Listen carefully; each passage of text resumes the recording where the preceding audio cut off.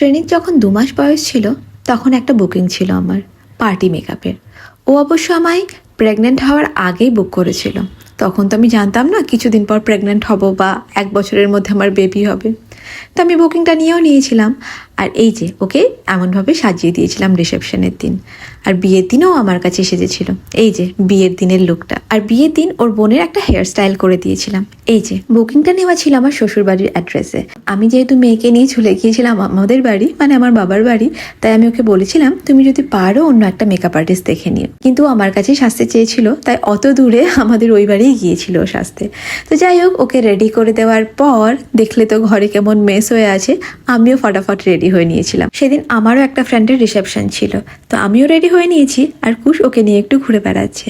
আর 2-3 ঘন্টার ব্যাপার, যেহেতু আমি বাইরে থাকবো, তো তার জন্য মেয়ের খাবারের ব্যবস্থা করে রেখে যাচ্ছি, যাতে ওর কোনো প্রবলেম না হয় বা কান্নাকাটি না করে। আমি বাইরে বেশিক্ষণ থাকবো না, কিন্তু তাও কোনো তো গ্যারেন্টি নেই ও কান্না করবে কিনা, তার জন্যই ব্যবস্থা করে রেখে যাওয়া।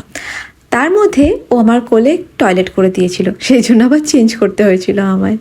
তো দেখো আমি পুরো রেডি হয়ে গিয়েছি, শুধু শাড়িটা পরা বাকি। আর এদিকে রিয়া ওকে নিয়ে খেলা করছে। কই হাস একটুখানি আসছিল।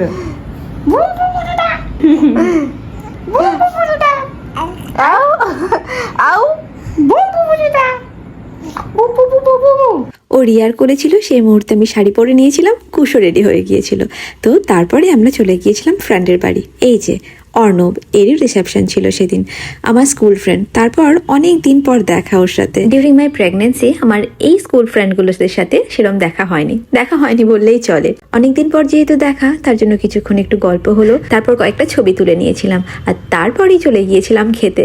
বেশিক্ষণ ওখানে টাইম স্পেন্ড করিনি, কারণ বাড়িতে বাচ্চাকে রেখে এসেছি, তো তাই খুব বেশিক্ষণ ওখানে ছিলাম না। কিছুক্ষণ গল্প করে কয়েকটা ছবি তুলেই খেতে চলে গিয়েছিলাম। খাবার মেনুতে কি কি ছিল তার একটা শর্ট ভিডিও বানিয়েছি, সেটা কালকে আপলোড করে দেবো, দেখে নিও। আশা করি তোমাদের ভালো লাগবে। খেতে বসে না লোডশেডিং হয়ে গিয়েছিল, সে যাই হোক, সেটা না হয় কালকে শর্টেই দেখে নিও। তারপর আবার সবার সাথে একবার দেখা করে নিলাম, সবাইকে বাই বলে বাড়ি চলে গিয়েছিলাম। বাড়ি গিয়ে কুশাকে চেঞ্জ করে নিয়েছিল, দিয়ে ও একটু মেয়েকে নিয়ে ঘুরে বেড়াচ্ছিল। সেই ফাঁকে আমি চেঞ্জ করে আগে ওকে ঘুম দিয়ে দিয়েছিলাম, তারপর আমি ফ্রেশ হয়ে শুয়েছিলাম। তো এই ছিল সেদিনের একটা ছোট্ট ব্লগটা তোমাদের ভালো লাগলে একটা লাইক করে দিও। দেখা হচ্ছে পরবর্তী আরেকটি ব্লগে। ভালো থেকো, সুস্থ থেকো, চলো বাই।